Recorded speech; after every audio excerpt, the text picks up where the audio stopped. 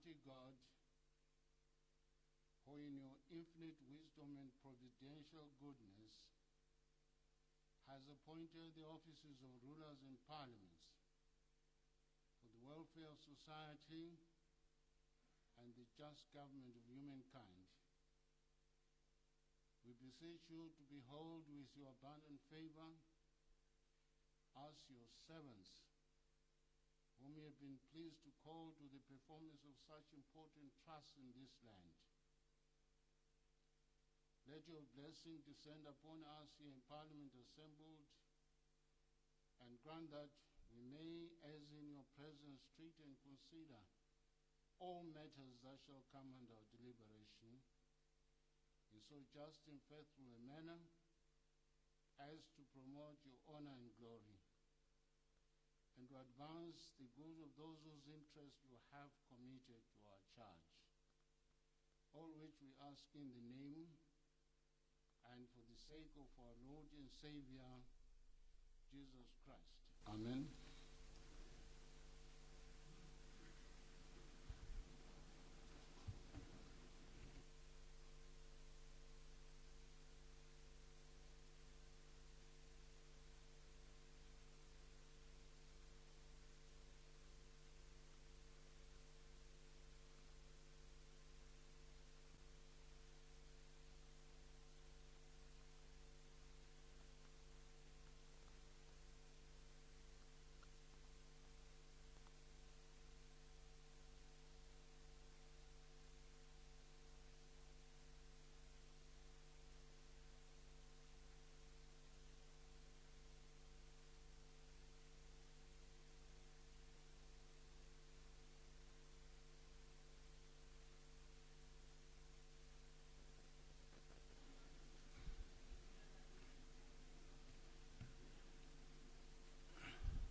I have the following announcements.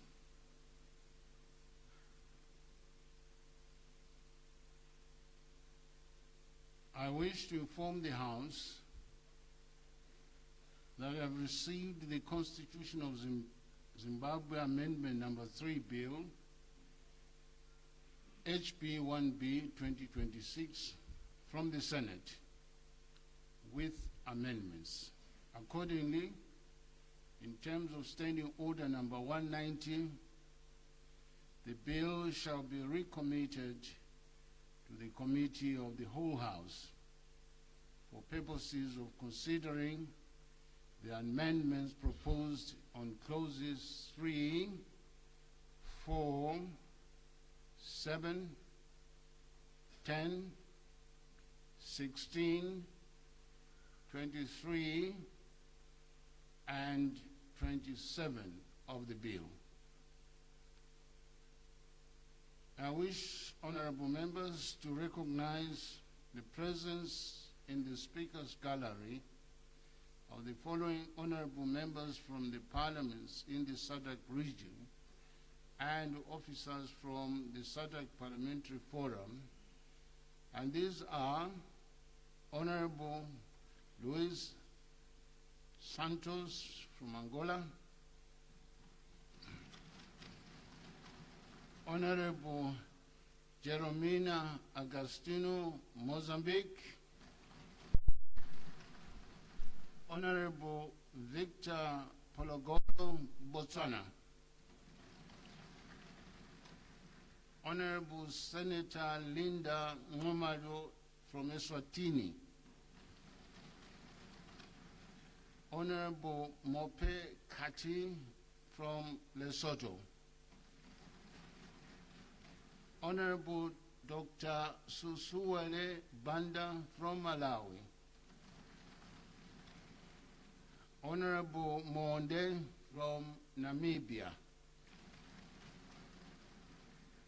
and Her Excellency Buemo Sehoma, the Secretary General of the SADC Parliamentary Forum. Mr. Tofa Munashe is accompanying them as Program Manager, and Dr. S. Sigade for M&E Manager. Last but not least, Dr.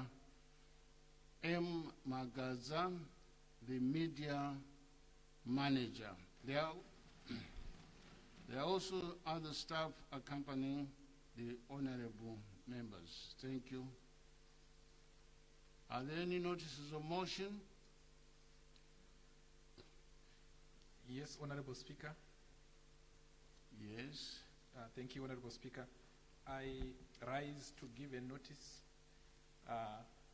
that on the 7th of July, I'll move a motion in my name that mindful that youth empowerment programs are funded from public resources to benefit citizens fairly and transparently, acknowledging that the Constitution of Zimbabwe requires probity in administration of the executive programs, concerned that some communities access youth programs and development initiatives through political affiliation and party loyalty.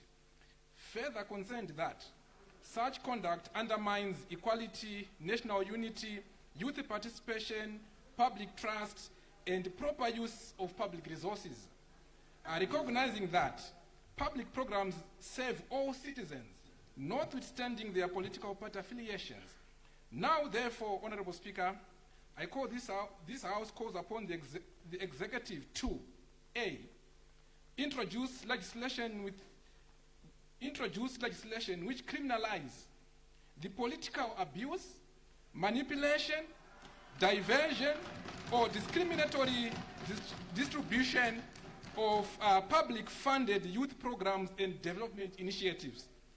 B, prohibit any person, public official, local authority representative, implementing agency, or political actor from denying, delaying, conditioning, or influencing access to public programs on basis of political affiliation, political opinion, or attendance to political events.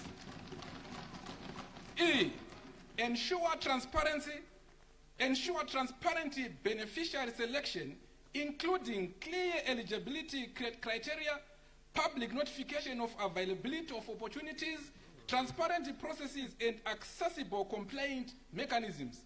D, strengthen oversight and accountability mechanism through Parliament, the Auditor General, and the Zimbabwe Anti-Corruption Commission, and other relevant institutions.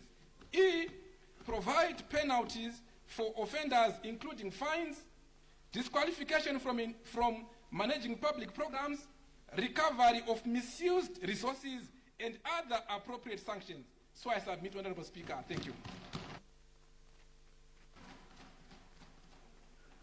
That motion appears, order, that motion appears to have escaped my eagle's eye.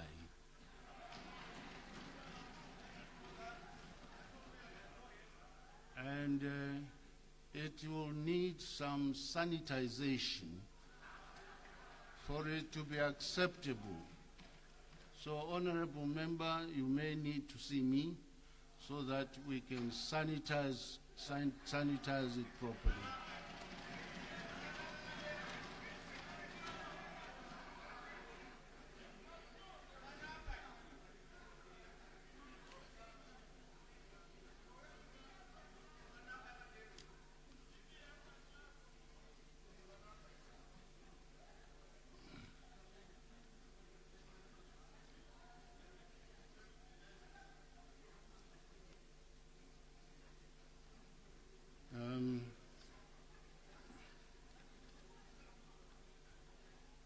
Are there any further notices of motion?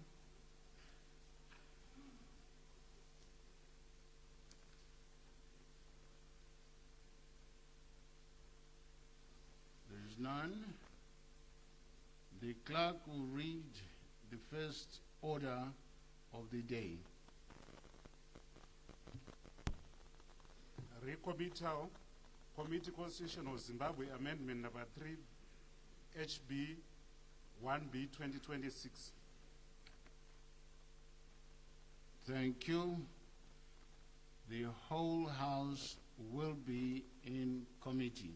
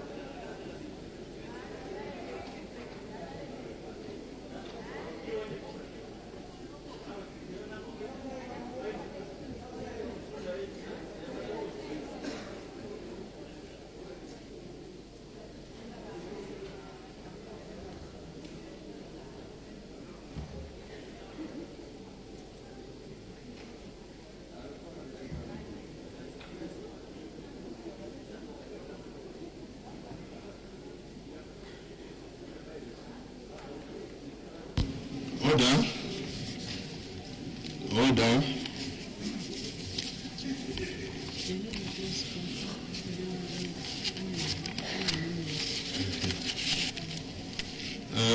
Order. We shall begin now. The committee of the whole House will take into consideration the Constitution of Zimbabwe Amendment Bill number 3. I put the amendment proposed by the Senate Clause 3. Is there any debate? Is there any objection? Yes, Honorable Leader of Government Business. Thank you, Honorable Chair. Honorable Chair, the amendments were proposed by the Senate, and it's only fair that I speak to what the Senate did. And before I do that, Honorable Chair, allow me just to make a few clarifications. Honorable Chair, there have been suggestions in some sections which are false and misleading reports that this bill has been recommitted to this Honorable House because it was found to be riddled with mistakes, and therefore we were here to correct the alleged mistakes. I think I should put the record straight so that we all move in the same direction. Honorable Chair, nothing could be further from the truth. We are here because the bill, having been overwhelmingly passed by the National Assembly, was considered by the Senate, and the Senate, in the exercise of its constitutional function, made amendments to it. And those amendments have been recommitted to the National Assembly for reconsideration. And, Honorable Chair, that is the ordinary working of a bicameral parliament with 2 chambers. And it is nothing more than that. And we must applaud the Senate that they are doing their work. It's not a rubber stamping body. And allow me, Honorable Chair, allow me a brief moment to place 3 matters on record. It's just to correct the record. First, this bill was gazetted by the Speaker on the 16th of February. It lay in the public domain for more than 90 days before it received its first reading in the National Assembly on the 2nd of June. Throughout that period, it was the subject of closed, animated, and extensive public commentary. And in all that time, not one error or a mistake was pointed by anyone. A bill that has stood before the nation for more than 90 days cannot fairly, Honorable Chair, be described as having been riddled with mistakes, when not a single mistake was pointed out during its public scrutiny. And secondly, when the National Assembly debated this bill across many days and many contributions in Order, Honorable Minister. Order, Honorable Makumire. Order, Honorable, in the order. This is an August House. We don't kill ourselves like that. Can you switch off that mic there? Who switch on that mic? Please, may you switch off? Can you switch off that mic?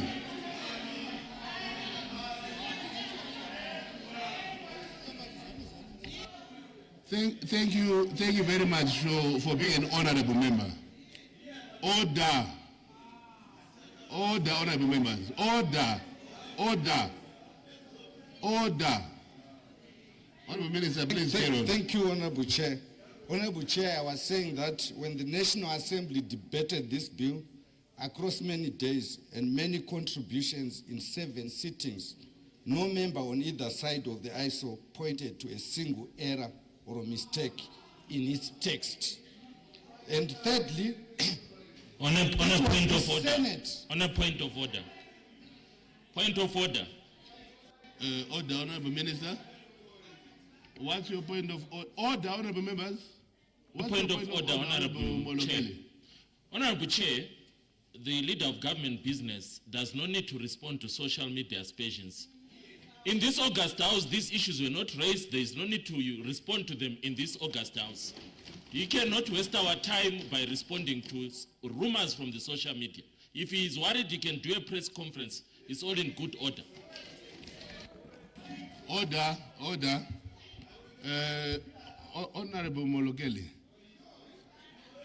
Order. The minister, order, can you listen to me? The Minister of Justice and Legal Affairs is leader of government business in this house. And therefore, listen, therefore, if ever there's anything that taints the business of the house, it is very correct for the minister to set the record straight. We don't want distortions here. We don't want hearsay here. The honorable minister, as leader of government business, has the capacity and within his rights to clarify issues that are of pertinent importance to this house. So allow him to finish off.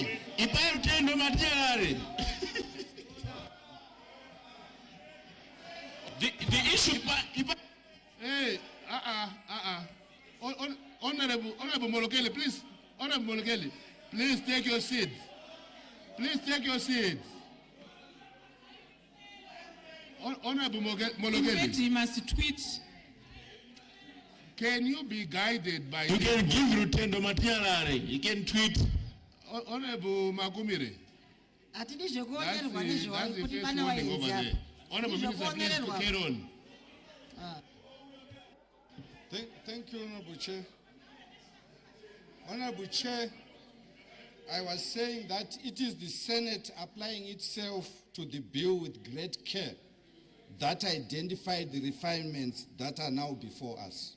Some senators brought their observations to me, and I adopted them and tabled them, while other senators tabled their own amendments. That is precisely the work for which a second chamber exists. It is not a mark of carelessness. It is the system of two chambers working exactly as they are meant to work. In so doing, the Senate has put to rest the tired claim that it is no more than a rubber stamp. What is now described as the correction of mistakes is, in truth, one house completing and refining the work of the other. With that clarification, Mr. Chairman, Honorable Chair, I turn to the amendments made by the Senate which are contained in the bill. On Clause 3, Honorable Chair, the first amendment is to Clause 3, which provides for the election of the President. The Senate has refined Section 92, subsection 5, which governs the conduct of that election in the form that the National Assembly passed. The subsection provided that ZEC would preside over the election and that the procedure would follow the standing orders of Parliament. The amendment provides instead that the election shall be conducted by ZEC in accordance with the electoral law and the standing orders.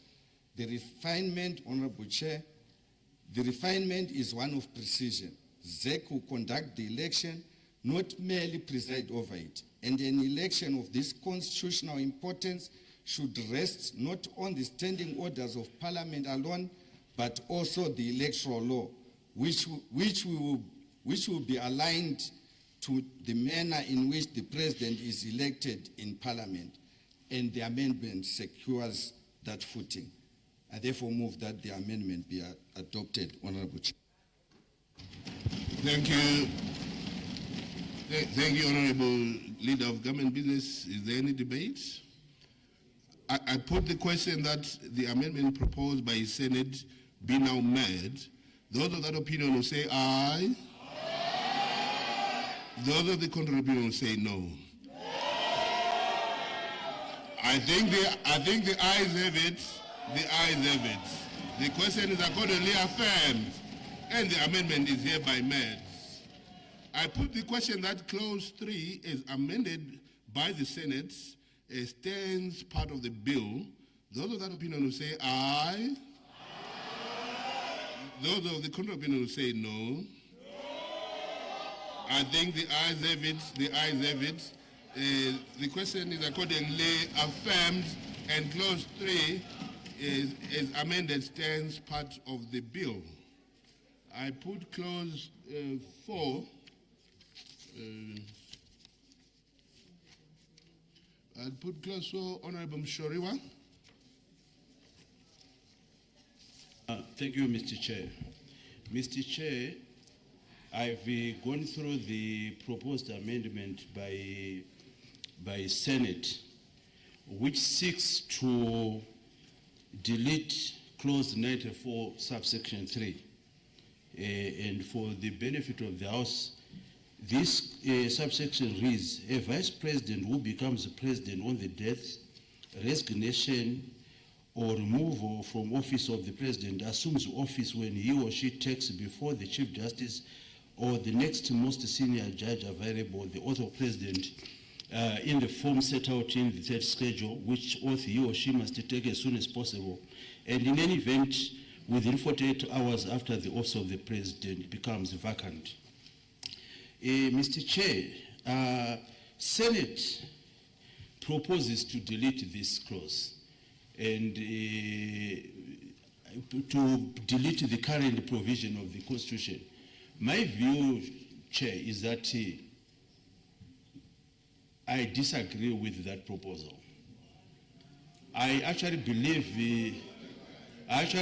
Chair, that whenever there's a vacancy in the office of the president, and it doesn't matter whether the parliament, the current provision in the CAB 3 says the parliament should then sit as an electoral college after the passing on or the removal of office from a president after in about 2 weeks. But in the meantime, a country cannot afford not to have a president. And the vice president, whom I understand from the amendments, is the last vice president that acted, should take an oath, should take an oath for that time frame, even if it means 1 week. The reasons is simple. Firstly, like I said, you cannot have a situation where that vice president, in that 2 weeks, you have the power and the functions of the executive president. So in as much as that vice president is not going to be there for a longer time, but because he or she is going to occupy the office of the president, be it 2 weeks or less, but during that course of time, he or she should actually take an oath. So the current provision as it stands in section 94.3, which I read, I think is actually correct. And in my humble view, there's no need for us to remove it. It should actually remain unless we are saying that we want someone to take over and then that person does not take an oath. Because that person should just take an oath because you are a president, albeit for a very short period of time. So to that extent, Mr. Chair, I move the amendment standing in my name that we reject the recommendation from the Senate. Further debate. Honorable Chair. Order. Let me just finish this part. I put the amendment proposed by Honorable Mshoriwa.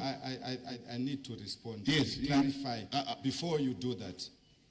I was going to say, is there any debate, then you Because come if you in. put it and it's rejected, it becomes mute. There's no need for me to respond. I need to respond so that when you put it, I also need to that debate. Reject and. Sorry, Honorable. I think what is fair, Honorable Chair, is I should be able to explain the amendments. Yes, I'm actually putting the question for debate, Honorable Leader of Government Business, so I'm not closing it off.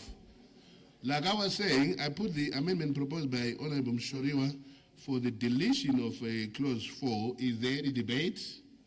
I recognize you, Yes. Minister. Honorable Chair, Order. There's Honorable debate. Chair, just Can you allow? You get your chance. There's debate. Order. You get your chance. There's a procedure here, man. Order.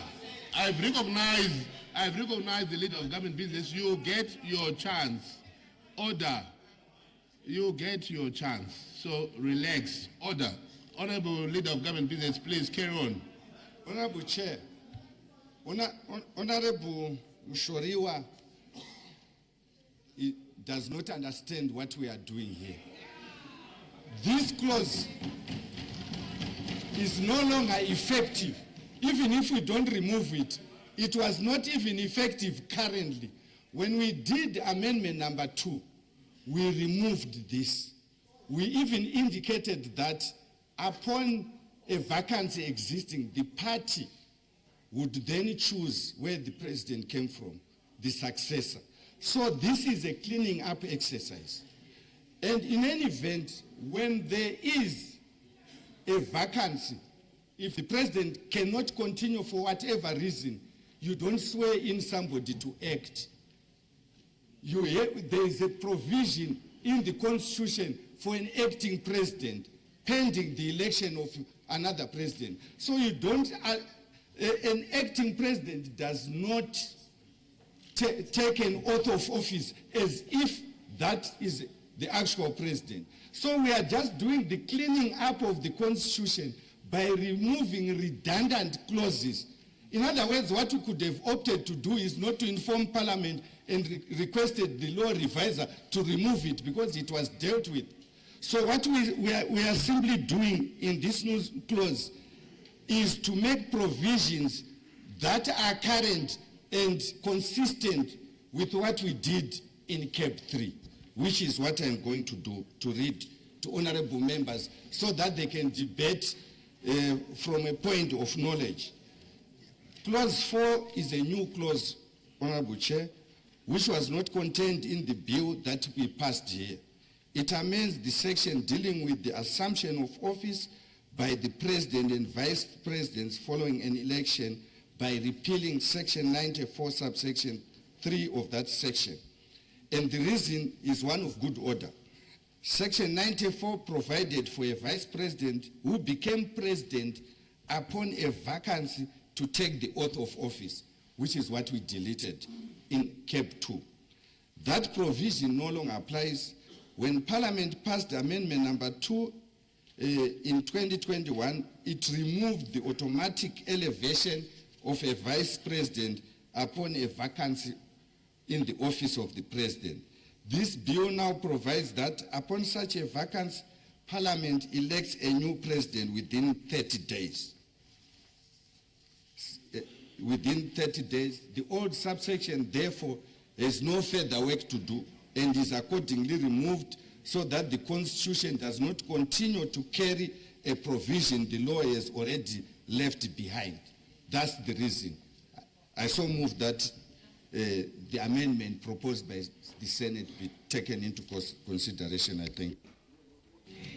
Debate. Debate. Thank you, Honorable. Sorry, Honorable Gumbo, switch off your mic. Why? Right. Like we said, you can take a seat. Like we said in previous sittings, if you want to debate, please stand up and indicate that you want to debate without switching on your mic, and I'll definitely then give you the floor to do so, so that we don't disturb the technology that is happening here. So is there any further debate? I recognize the Honorable Molokeli. Thank you so much, Honorable Chair. I need to raise a point of concern to this August House. During the debate of the Constitutional Amendment Bill number 2, I was concerned about the decision to remove what we call Section 92 of the Constitution, which under the 2013 Constitution is known as the running mate clause. The decision to remove it was not in the best interest of this country, especially from a security point of view. And now today, Point of order. we are... Point of Can order, I- Honorable Chair. Order. Point of order. Order. Just to clarify so that we can debate from a point of knowledge. Order. The honorable member has not been stopped from debating. The honorable leader of government business has just put a point of order to clarify. He will still go on and debate. Order. Yes, honorable leader of government.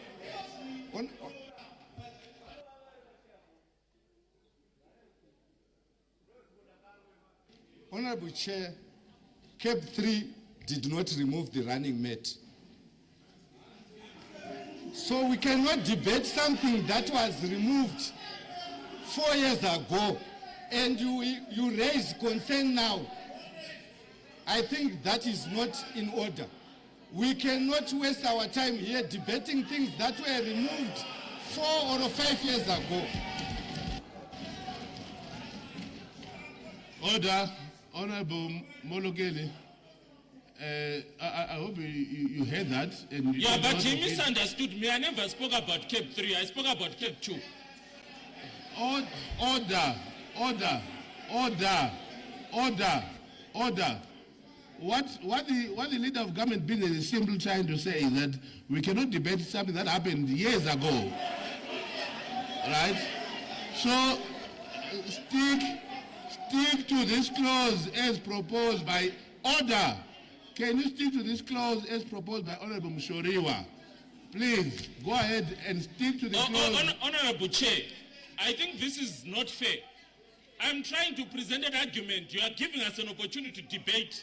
Before I finished presenting my argument, someone disrupts me and totally misleads the House. I have said continue, so don't delve into those issues. Okay. I've made a ruling. Continue.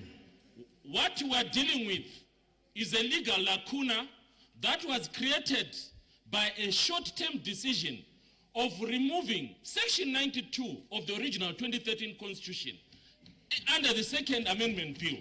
What we are trying to address using an administrative process is still not going to be adequate. The reason why we had Section 92 in the original 2013 Constitution is because we knew that in case of an emergency, in case of a sudden death, in case something happens to the incumbent president, we would immediately saw in one of the vice presidents to take over the country. Even if a war started the same day, he would have immediate authority and power. The real reason why we did that is to protect the national security and integrity of this country. Under this current system,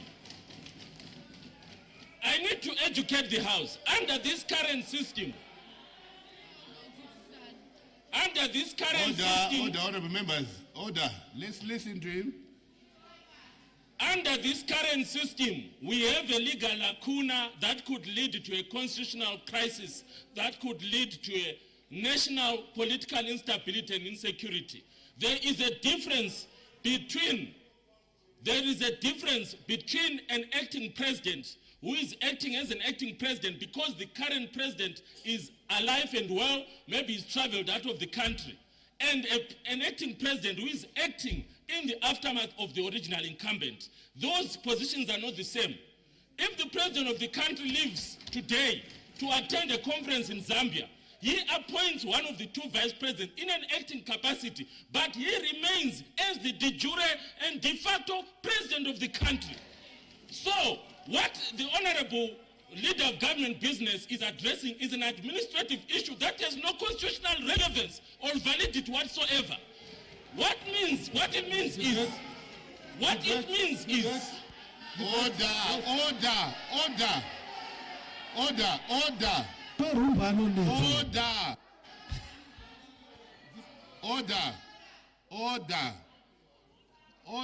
Honorable members, order. Honorable Mutodi, do you have a point of order? Thank you, Honorable Chair. Honorable member, the honorable member seated there, you keep on switching on your mic there. Yep. Go ahead, Honorable Chair. Thank you very much. I think Honorable Molekele is a legal practitioner, knows that the clause that has been referred by Honorable Mshoriwa. I can hardly hear you. I'm saying, yes, Honorable Chair, let me increase my voice. Order, honorable members, I need to hear the point of order. Please, can you keep quiet? Let's hear what Honorable Todi wants to say. Honorable Todi, go ahead.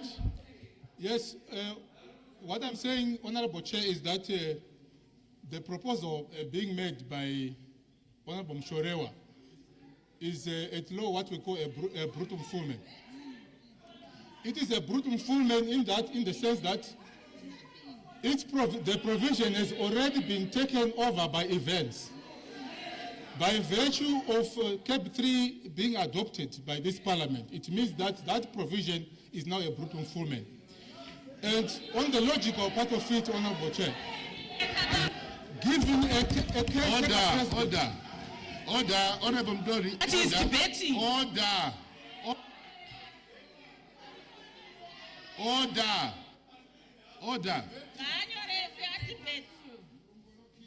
Musalame mchikodzwa mamaki babo.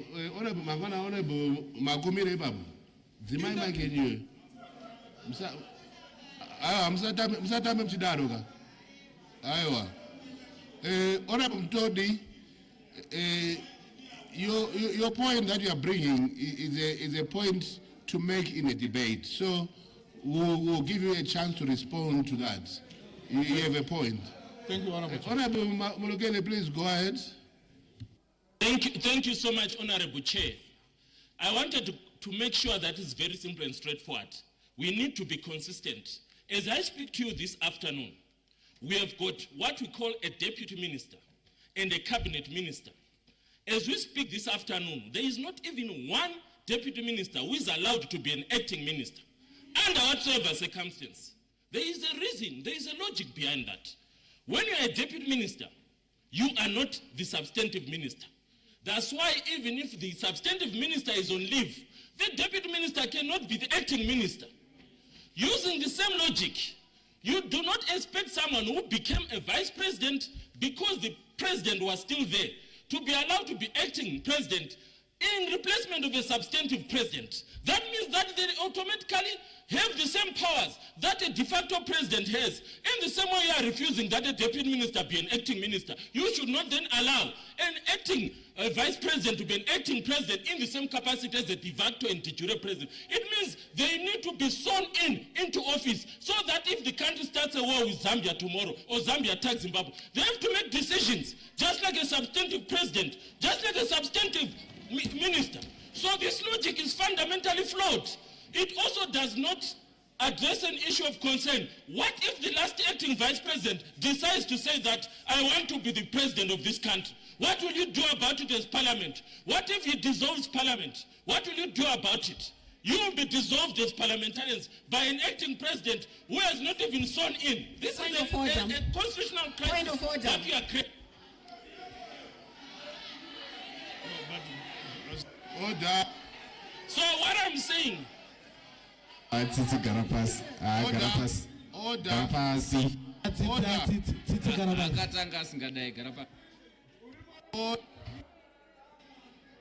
Honorable members, stop playing with your microphones, please.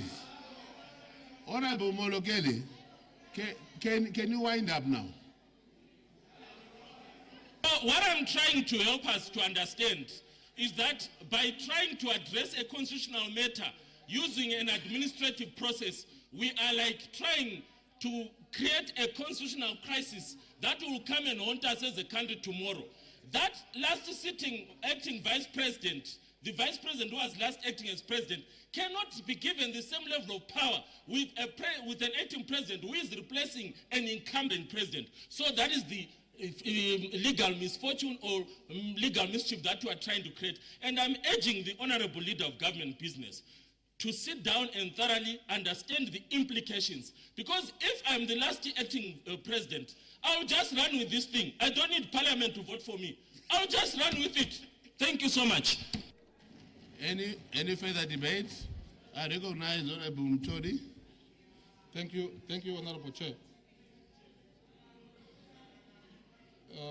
Let me refer. Order. Can the Honorable be heard in silence, please? Yes. So, Honorable Chair,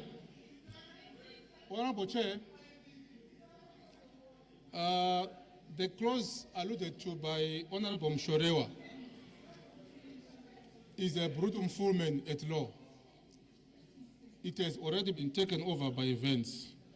The proposed law by CAP 2 might not be favorable to some of the honorable members, but it remains law by virtue of it having been approved by this parliament as part of that constitutional amendment provision.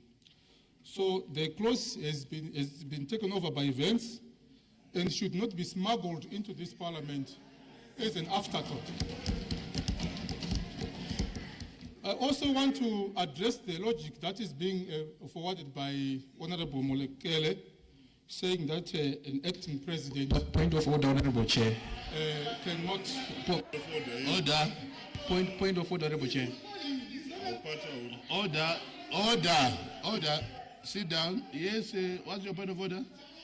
Honorable, the duty to respond to other members' debate lies with the leader of with the Honorable Minister.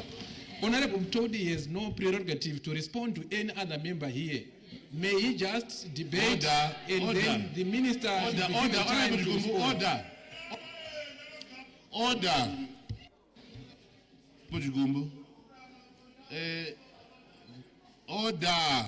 This is an august house, and what Honorable Mtodi is doing is what we call a debate, and it's very much allowed. All right. Honorable Mtodi, go ahead.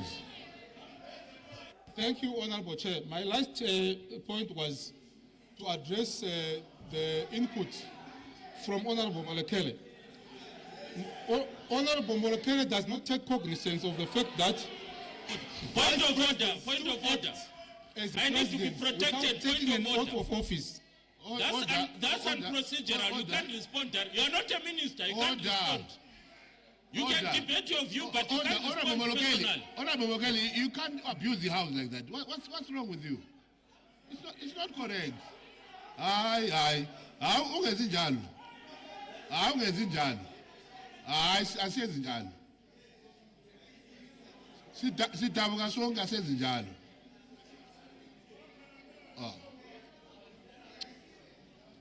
Order. Honorable Mutodi, please wind up.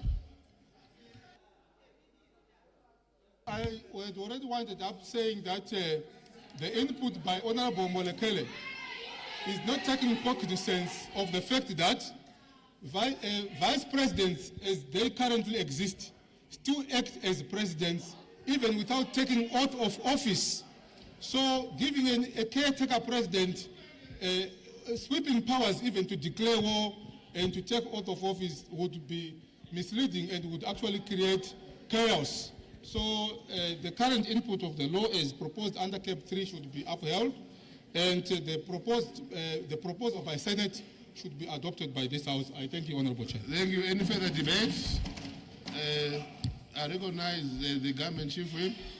Mr. Chair, my observation is succession issues are on clause 7.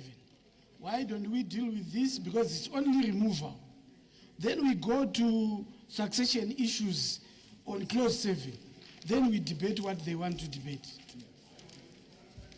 Thank you, Honorable Government Chief Whip. At times, order. At times, I wish that honorable members, before we come to the House, we go through these things. They will actually guide you to say, at times we just waste time unnecessarily when a certain issue is already at stake somewhere. Like what the government chief will be saying, most of these issues that they're talking to are actually contained in clause 7. But anyway, is that a further debate? Yes, Honorable Gumbo, go ahead. Thank you, Honorable Chair. Honorable Chair, Section 94 of the Constitution speaks to the assumption of office by the President and Vice President.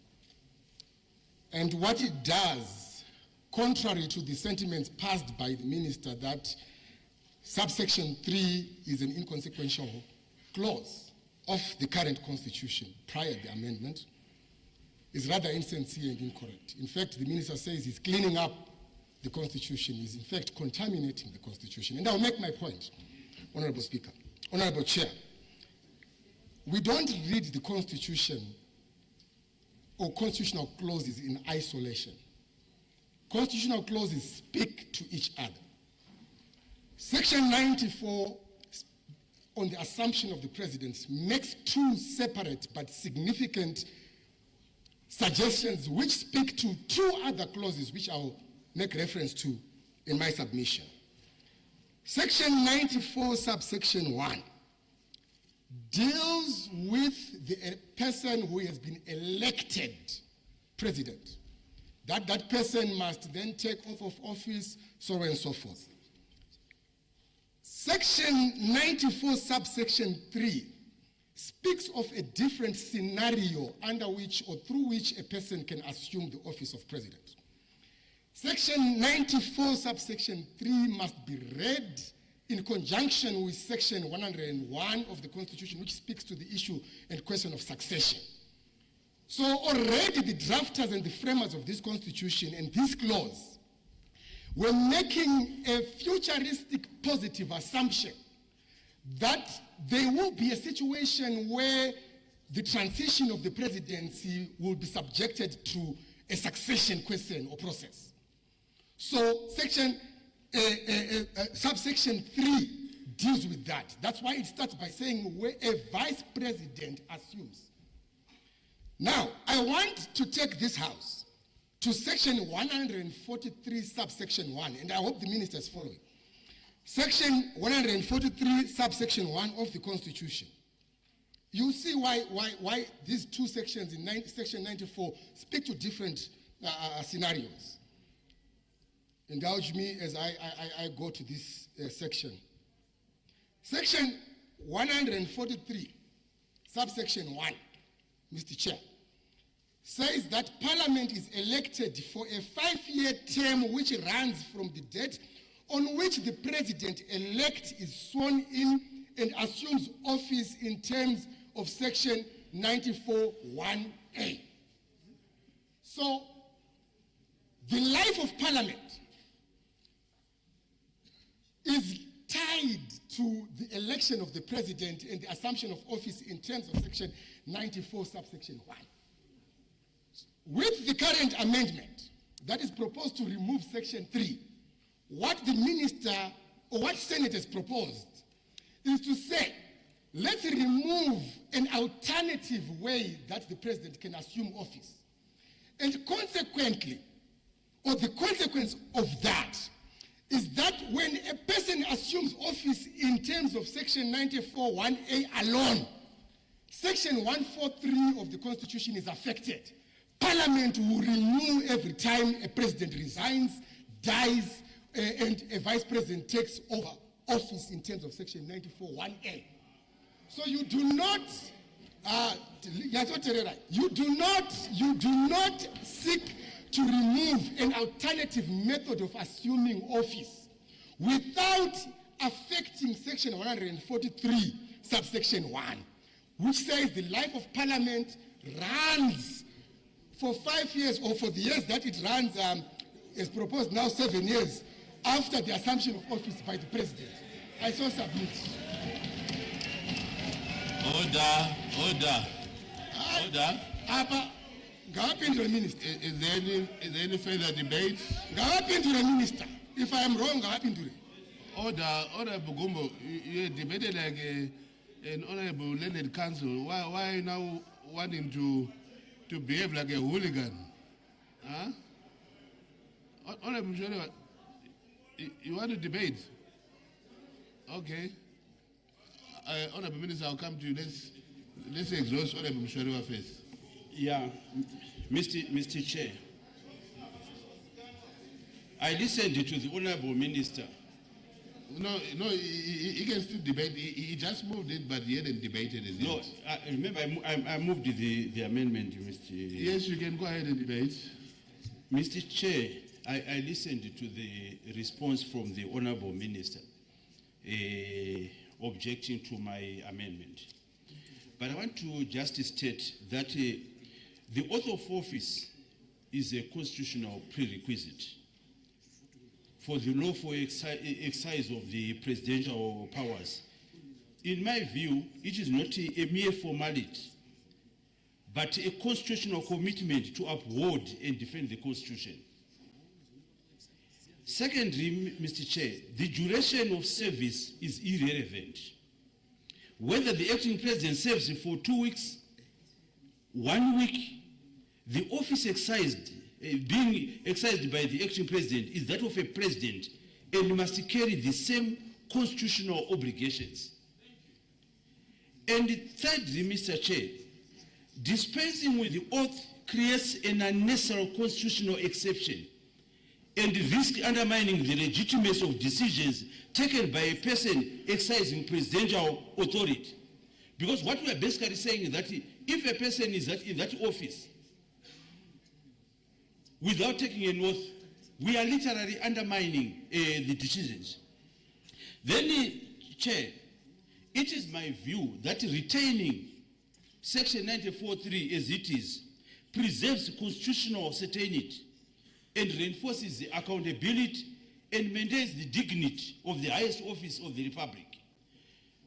Honorable Chair, the Honorable Minister maybe is actually taking this from a simplistic point of view. A vice president who is going to act even for 10 days, 10 days, and all of us know as politicians that 1 week in politics is a very long period. And 10 days of someone acting in the office of the president is a long period. Certain decisions can be made. And we don't want this person to just get into the office without taking an oath. Zimbabwe needs to have confidence in the office of the president. Then the last three, before I sit down, the Honorable Minister, in his submission, he had actually said that it doesn't matter who could actually have left this section as it is. In that view, then I think the best thing is to leave 94.3 as it currently is. And I think no one suffers anything. I think this would be the best for the country. Is there any further debate? Yes, Honorable Zobo. Mr. Chairman, I think Honorable Member is failing to distinguish, Honorable Mushoriwa, is failing to distinguish between two things. He's failing to distinguish between an acting president and an actual president. He seems to see these as equivalent. What the minister has made very clear is that on the death or vacancy in the presidency, the person who acts as acting president is the vice president. Now, he is equating the office of an acting president with the office of an actual president. And I think that is the flaw in his argument. Thank you. So I said. Thank you. I recognize the Honorable Leader of Government Business. Please switch off your mic, Honorable Zobo. Thank you. Switch off your mic. Right. Yes, Honorable Leader of Government Business.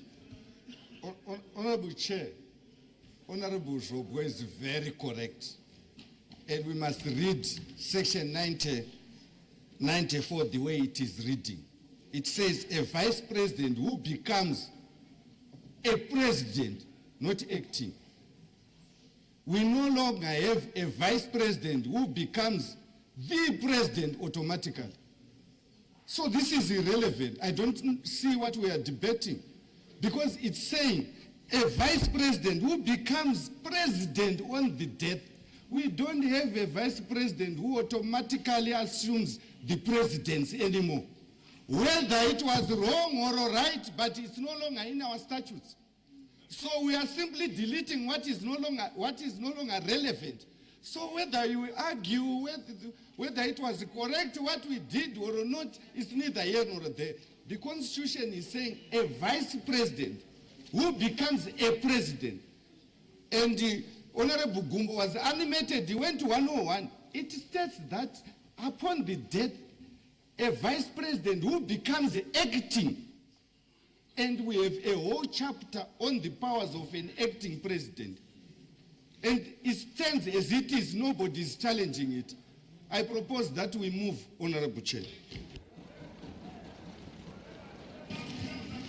Thank you, Honorable Leader of Government Business. Order. Order.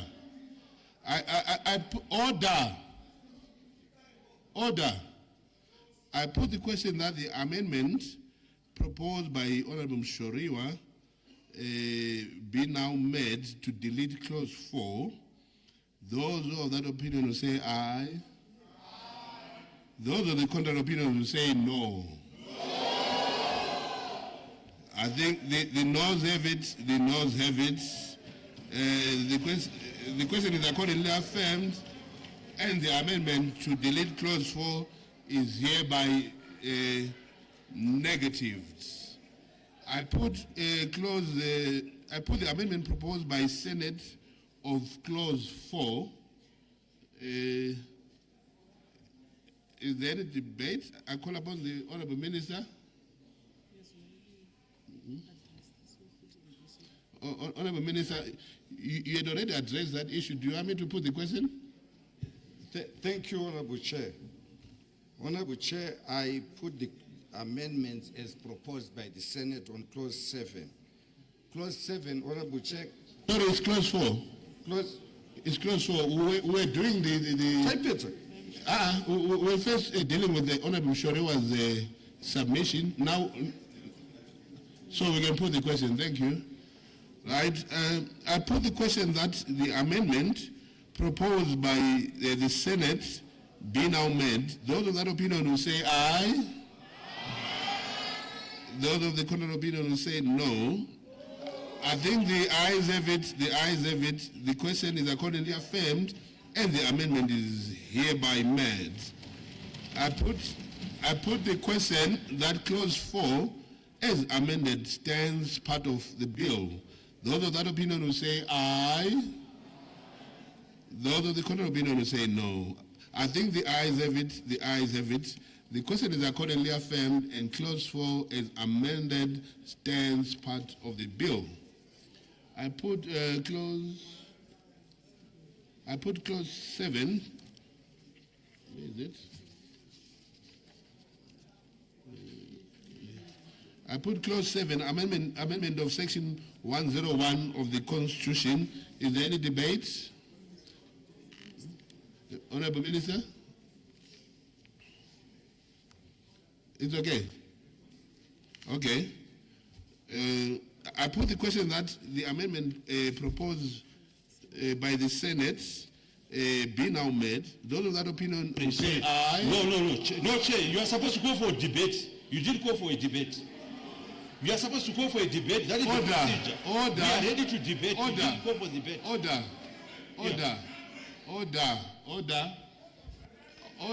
Switch off your mic, Honorable Shoriwa. We are not fighting. Order. Yes. Order. Take your seat. Relax. Breathe.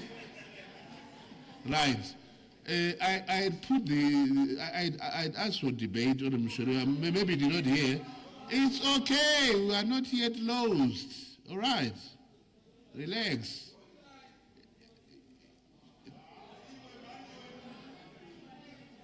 Unelaki nokuthi community stage la ikudzinga yoyo.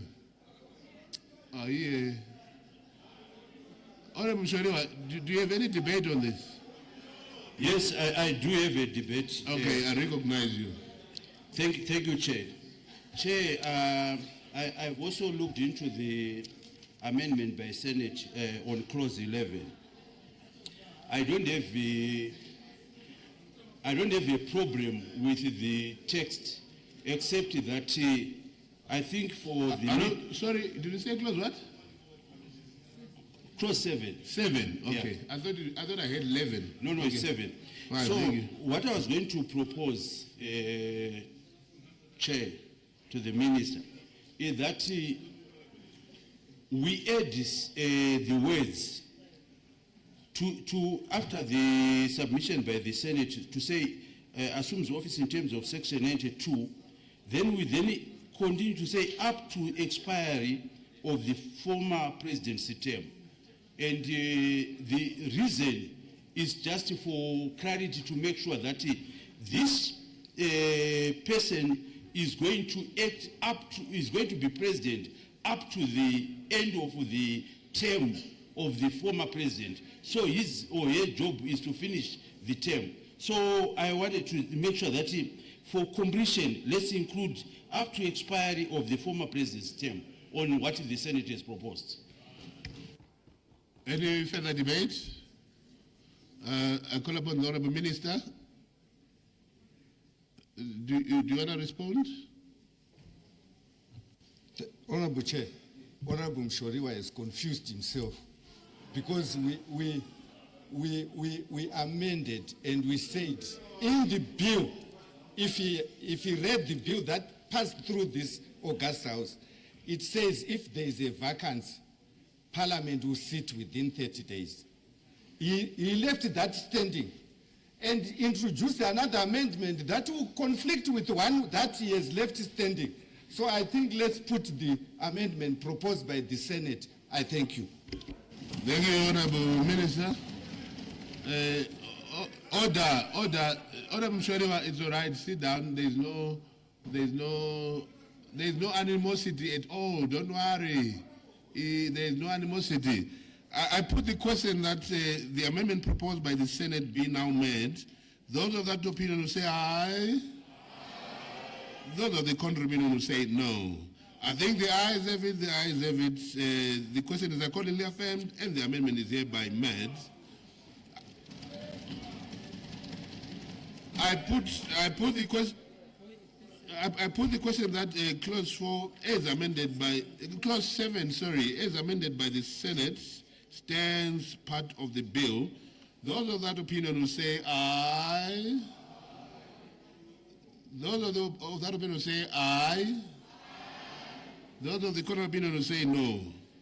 I think the ayes have it, the ayes have it. The question is accordingly affirmed and clause 4 as amended stands part of the bill.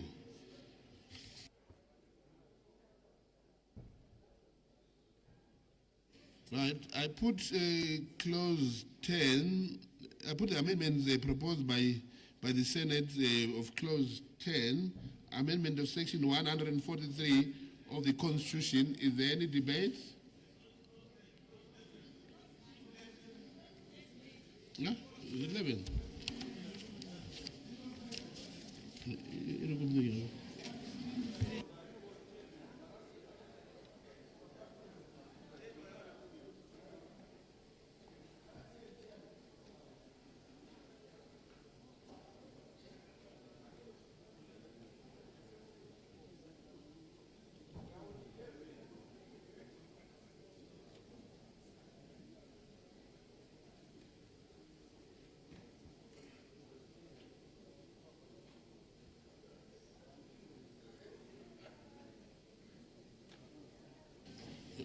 Just a moment, honourable members. A small administrative glitch.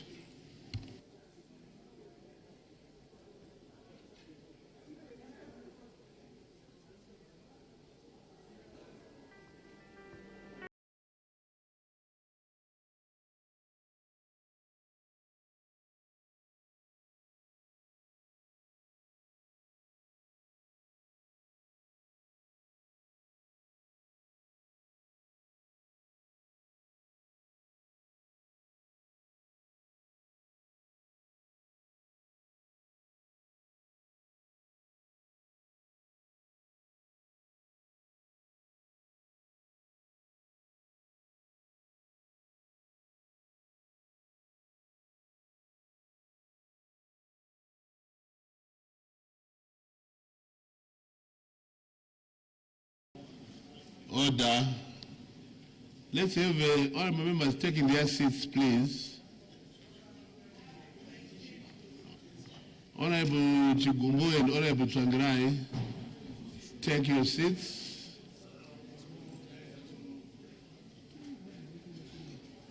Right, we move on. I put the amendment proposed by the Senate of clause 11, amendment of section 145 of the Constitution. Is there any debate?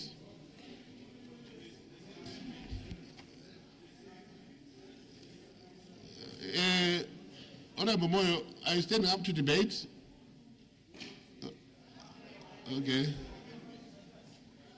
Yes, Honorable Mshoriwa. Yeah, Chair. On clause 11, Chair, I had proposed an amendment. Chair, according from the Senate, it says after a general election, the first sitting of Parliament. Order. All right. Sorry. Yes. Take your seat. Switch off your mic. No, sorry. Our humble apology. I see that you had proposed for an amendment for deletion, right? Oh, for substitution, all right. Okay, so let me put the question again. I beg your pardon, honorable members. I put the amendment proposed by the Honorable Mshoriwa of amendment of clause number 11, which is now number 10. Yes, I recognize you, Honorable Mshoriwa. Yeah, Chair, the proposal here is saying that after a general election, the first sitting of Parliament must take place at a time and on a date determined by the Clerk of Parliament in a notice in the Gazette, but not later than 14 days after the election results have been declared. Chairman, I want to submit my amendment. My amendment is very simple. My amendment says, under this proposed constitutional bill number 3, Zimbabwe will always have a sitting president until Parliament elects a successor. There is therefore no constitutional vacuum requiring the Clerk of Parliament to exercise this executive function. Summoning Parliament, Mr. Chair, is fundamentally an executive constitutional function that should remain vested in the President rather than an administrative officer. The Clerk of Parliament is the chief administrative officer of Parliament and should not be assigned powers that properly belong to the executive.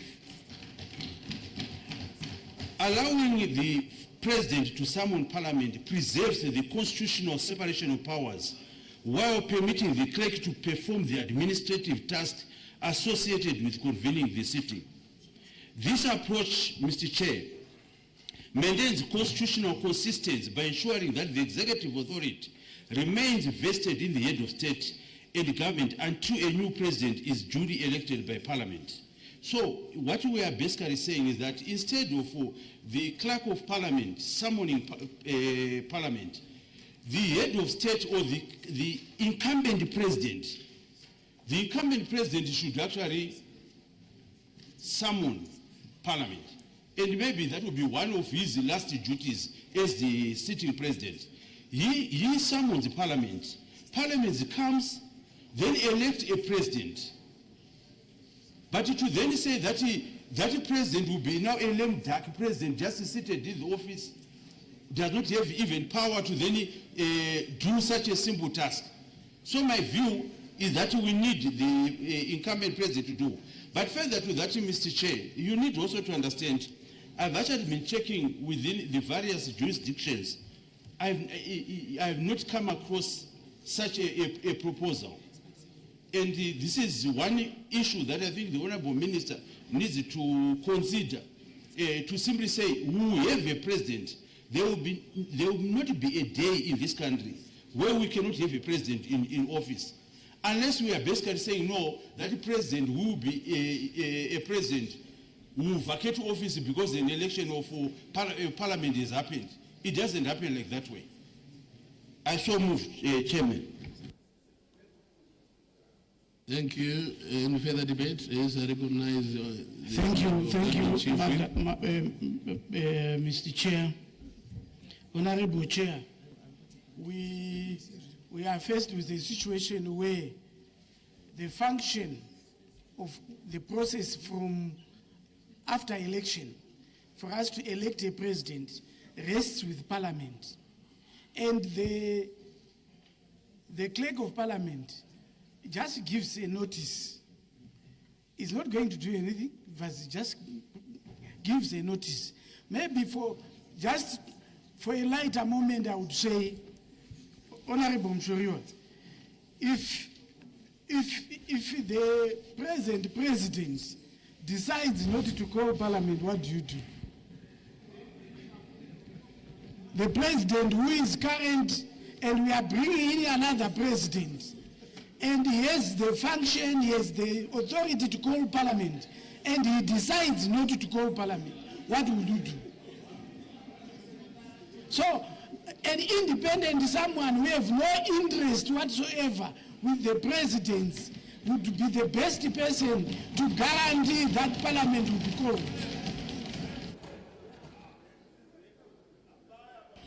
Debate. Thank you, Honorable Government Chief Whip. Order. Debate.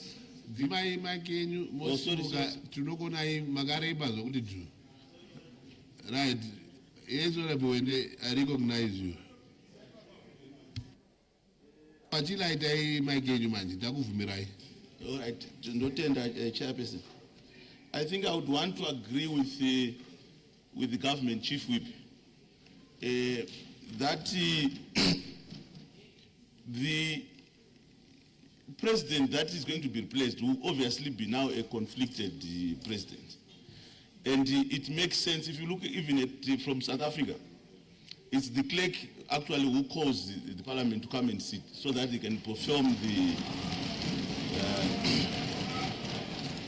So I'm supporting this, but my only problem, Honorable Chair,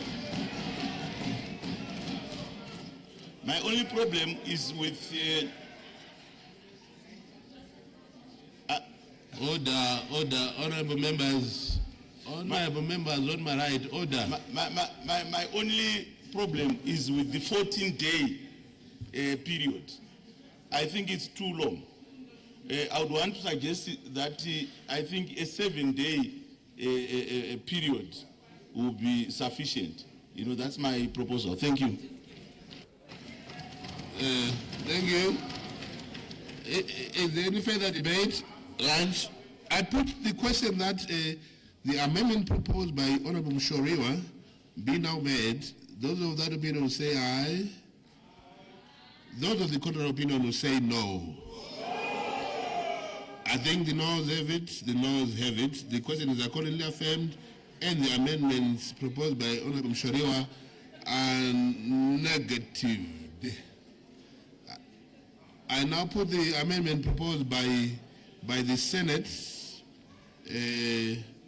of clause 11, amendment of Constitution, amendment of section 145 of the Constitution. Is there any debate? No debate. I put the question that the amendment proposed by the Senate be now made. Those of that opinion will say aye. Those of the contrary opinion will say no. I think the ayes have it, the ayes have it. The question is accordingly affirmed, and the amendment is hereby made.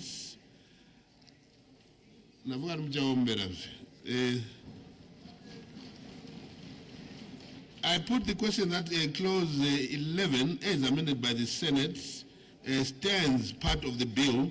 Those of that opinion will say aye. Those of the contrary opinion will say no.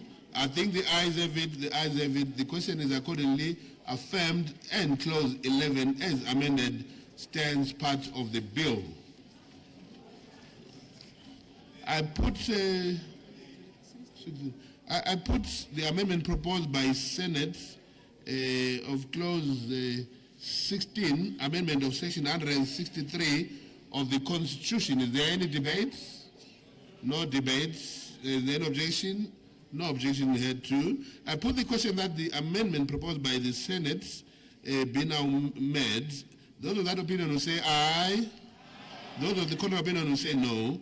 I think the ayes have it, the ayes have it. The question is accordingly affirmed, and the amendment is hereby made. I put the question that clause 16, as amended by the Senate, stands part of the bill. Those of that opinion will say aye. Those of the contrary opinion will say no. I think the ayes have it, the ayes have it. The question is accordingly affirmed, and clause 16 as amended stands part of the bill. 23. I put clause 23, I put the amendment proposed by the Senate of clause 23, amendment of section 232 of the Constitution. Is there any debate? No debate. Any objection? No objection heard of. I put the question that the amendment proposed by Senate be now made. Those of that opinion who say aye. Those of the contrary opinion who say no. I think the ayes have it, the ayes have it. The question is accordingly affirmed, and the amendment is hereby made. I put the question that clause 23, as amended by the Senate, stands part of the bill. Those of that opinion who say aye. Those of the contrary opinion who say no.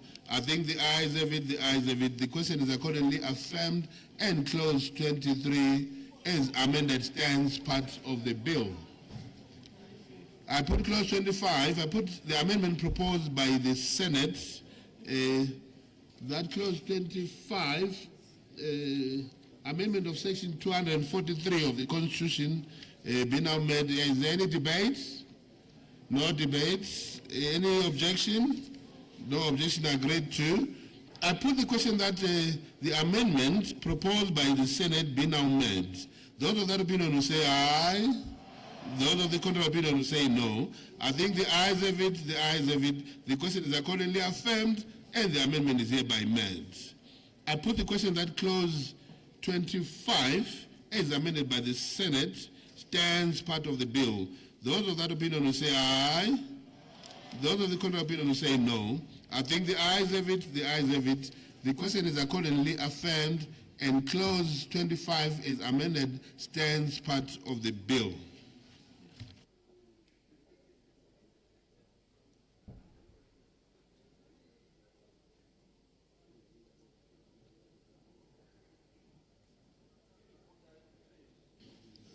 Thank you, Order.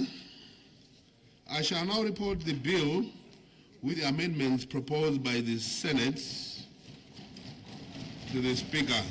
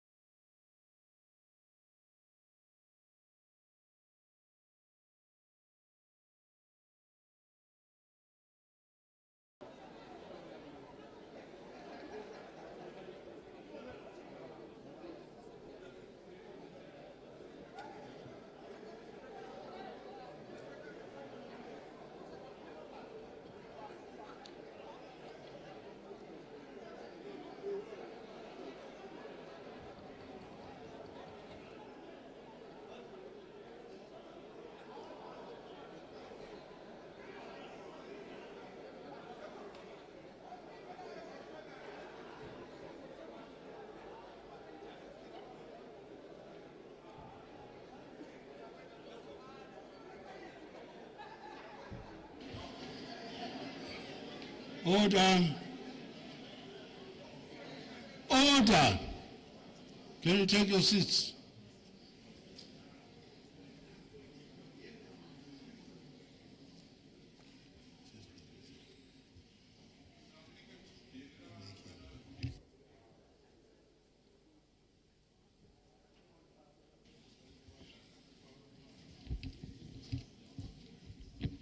Mr. Speaker, sir, the Committee of the Whole House has gone through the Constitution of Zimbabwe Amendment Bill number 3, HB 1B of 2026, as set forth in the accompanying copy, and has agreed to the same with amendments proposed by the Senate. Thank you.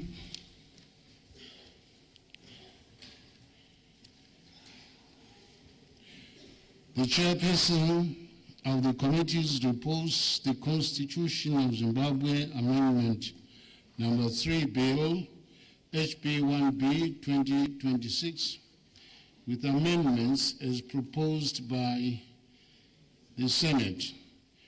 What day for third reading? Honorable Minister. With the leave of the House now, Mr. Speaker, sir. Thank you.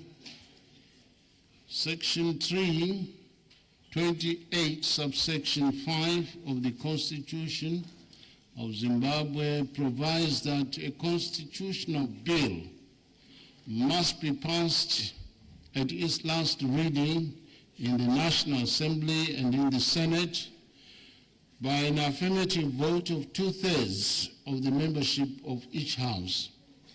In order to comply with the provisions of Section 328, subsection 5, it is necessary. Can you sit down, please?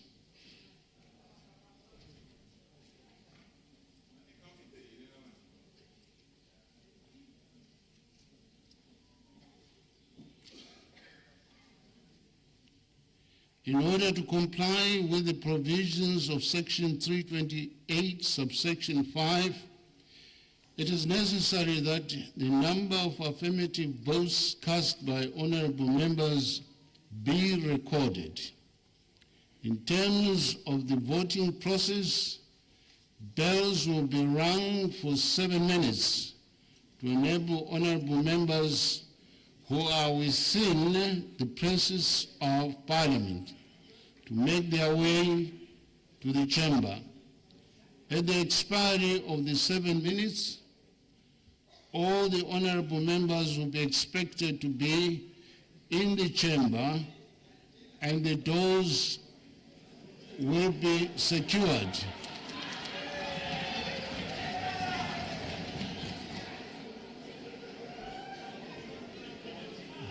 Order. Order.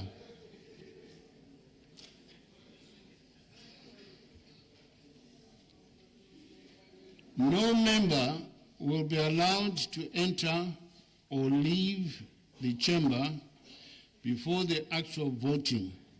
We'll first ascertain the number of honorable members in the chamber, and thereafter the voting process will commence. Honorable Engineer Magwa, can you listen? During the voting process, the tellers of each side will be assisted by the clerks at table and the officers from the Sergeant at Arms. I expect honorable members to cooperate so that we conduct the voting in an orderly manner. I therefore direct that the bells be now rung, after which the votes of the honorable members will be counted.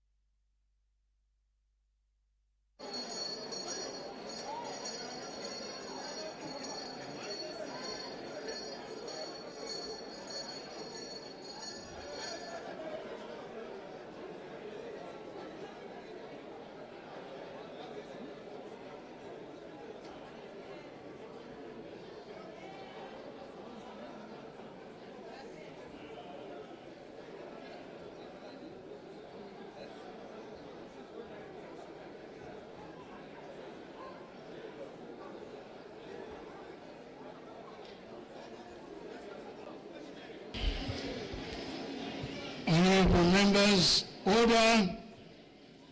Take your seats, please. Time up.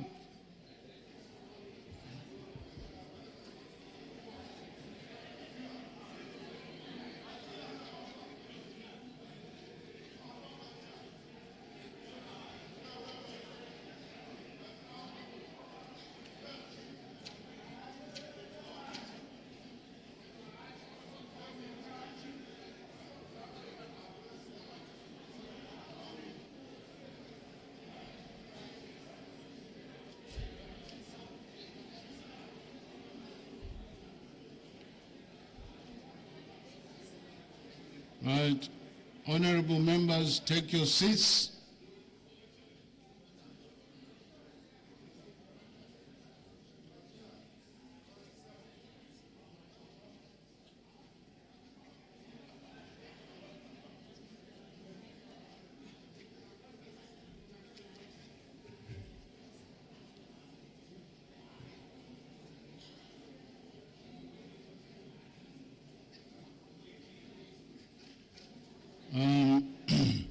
Order.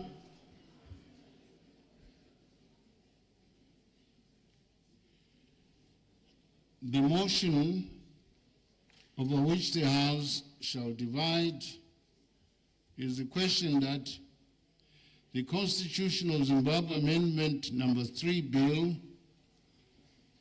HB 1B 2026 be now read a third time. The ayes will file to the right-hand side of the chair, which will spread up to where the Sergeant-at-Arms is standing. Order. Order.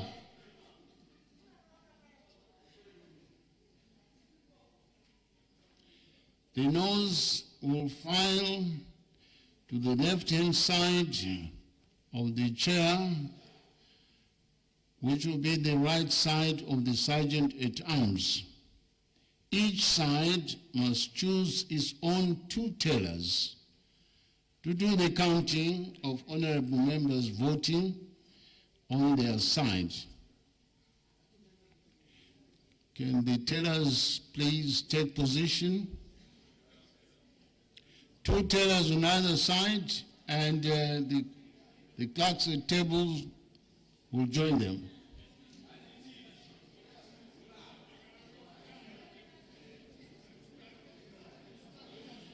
Order, order, order. Now, to avoid recounting and recounting, we'll take, starting with the members on my right from where the Sergeant-at-Arms is, you count that cluster and you agree. You come to the next cluster, you agree. The next cluster, you agree. And finally, this cluster on my extreme right. You do the same for the cluster on my left.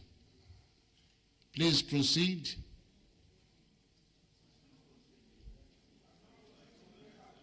Please proceed.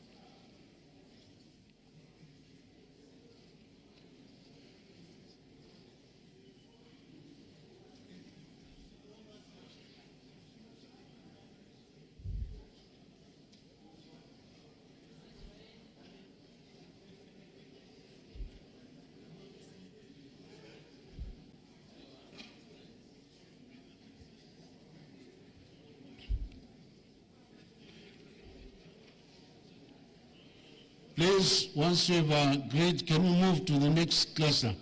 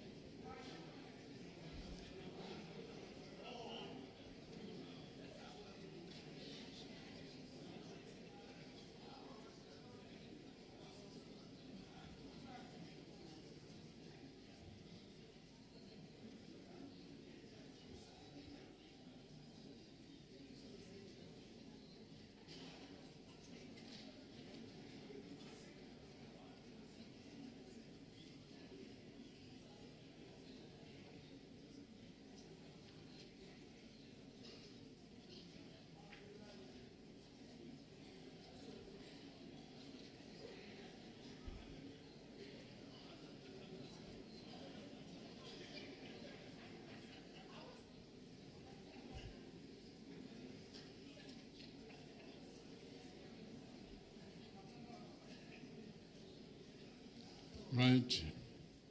Are you ready?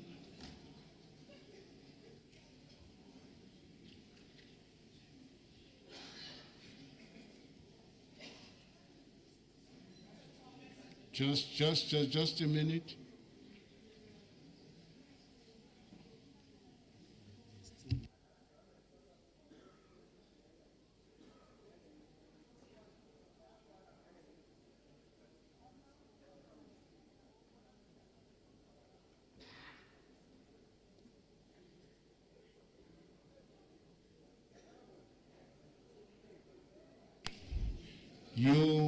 You have finished the counting now. Can you proceed to cross out the names?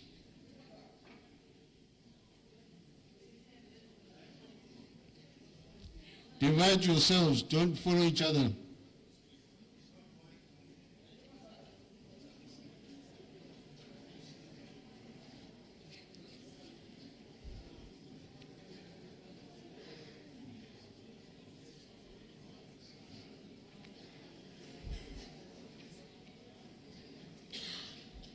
Honorable Mateo, please start.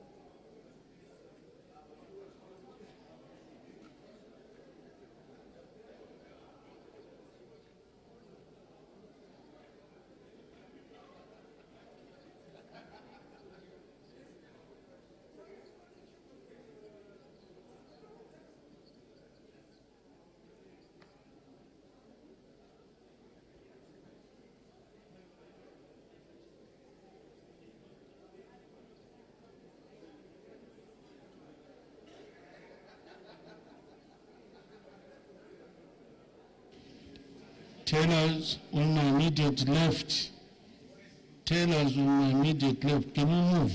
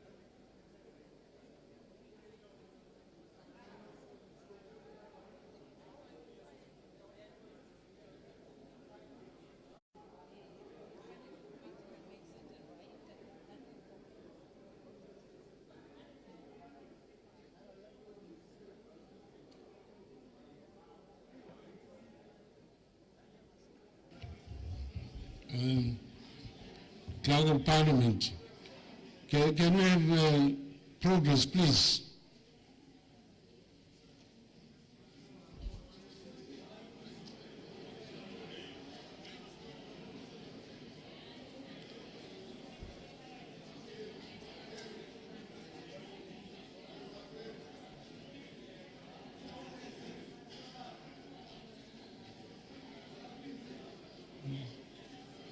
What is the issue? Clerk, what is the issue?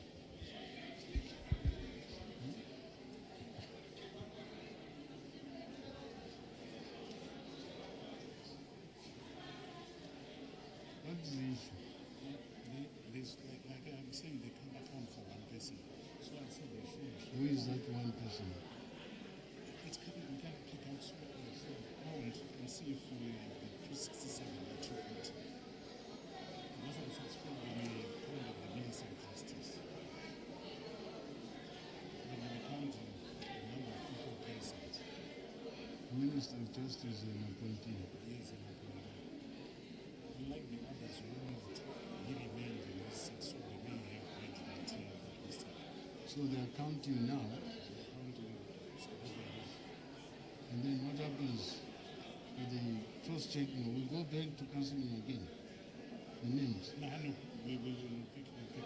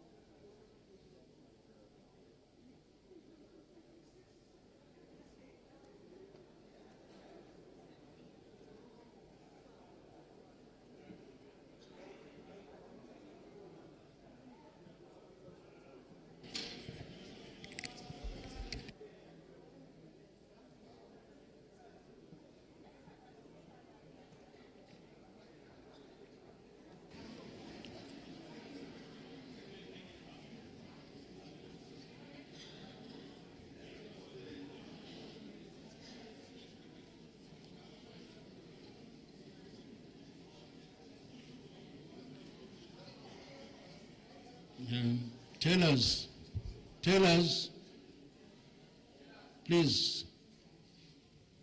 It's either you didn't do arithmetic in school or not. You are taking too long.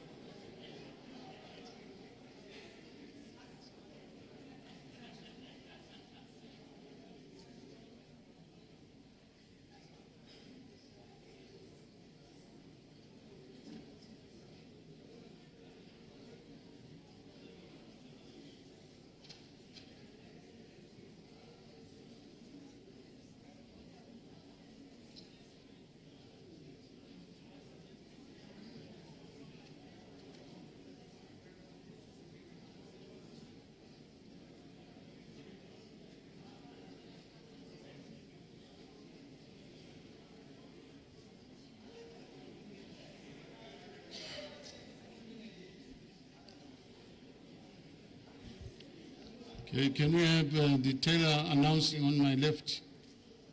Take position. Teller on my left. Teller on the right. The nose to the left. Just a minute.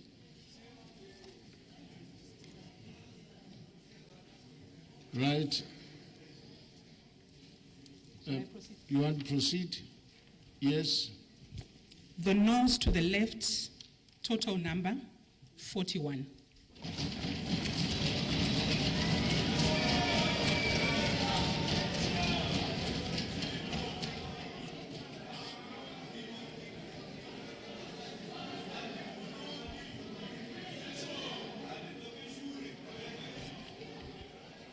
On the right. Order.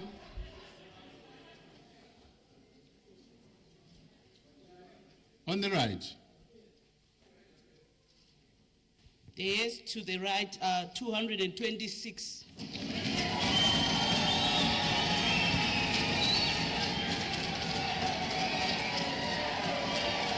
Zayendwa. Order. Order. Order.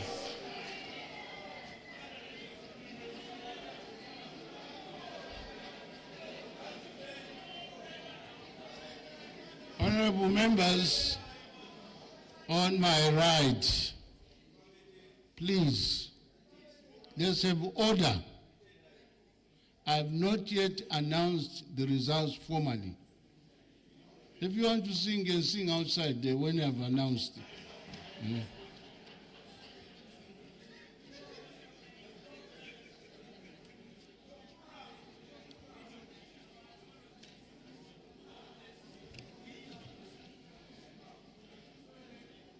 Thus, the result of the count is that 226 honorable members have voted in favor of the third reading of the bill, and 41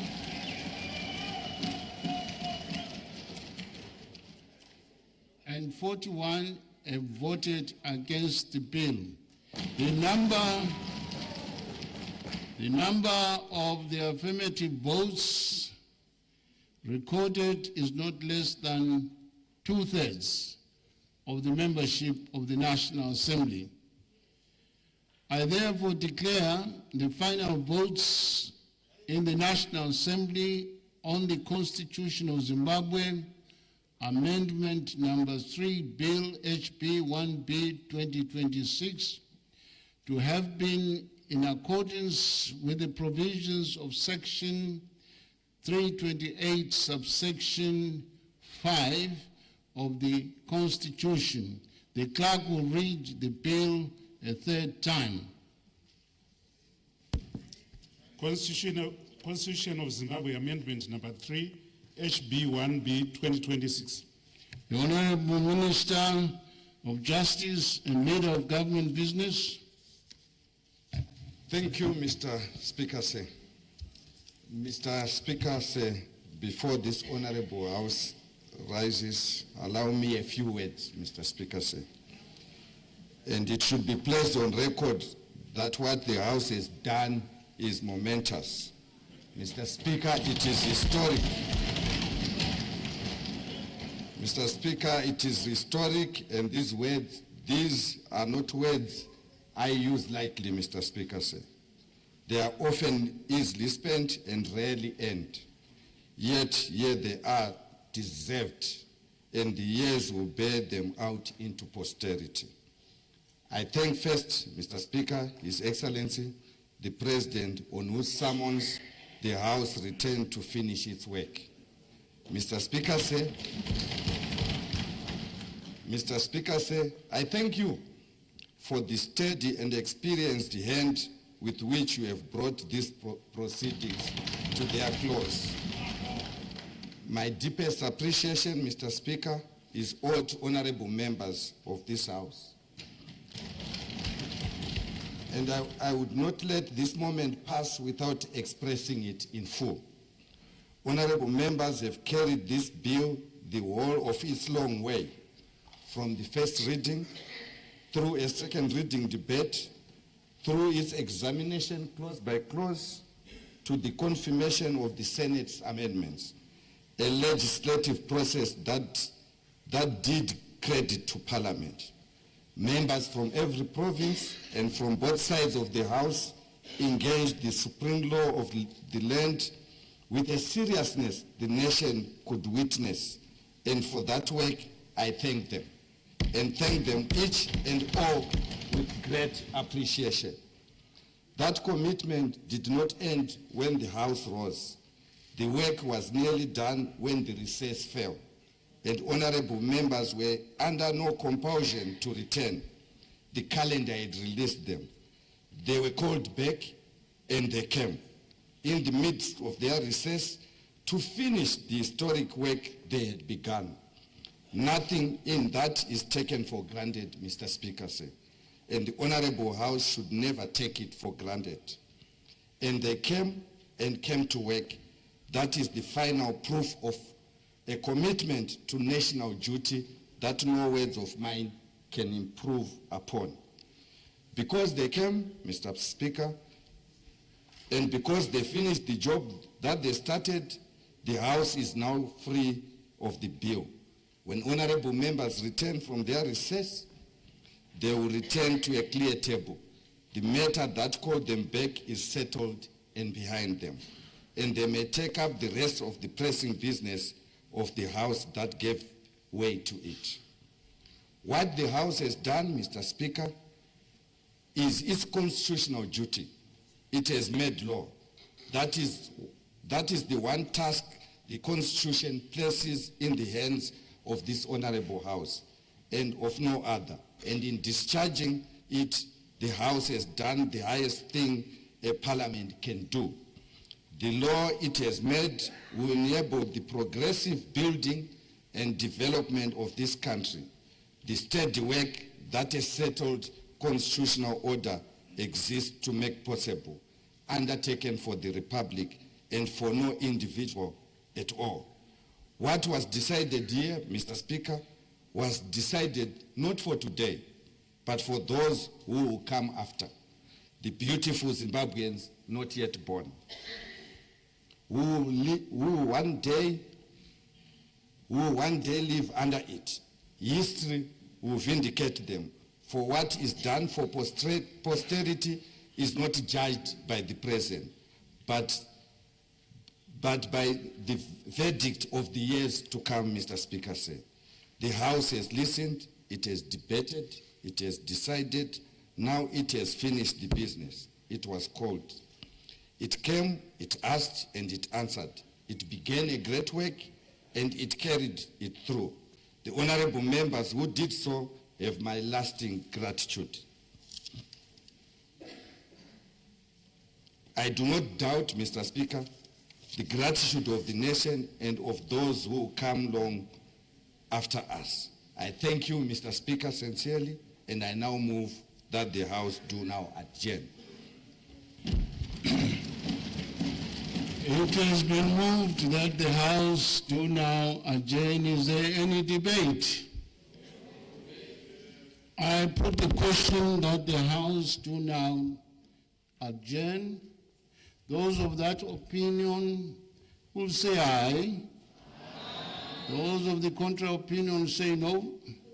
I think the ayes have it, the ayes have it. The question is accordingly affirmed and the House is adjourned. To what day, Honorable Minister? To the 7th of July, Mr. Speaker, sir. Thank you very much. The House is adjourned accordingly.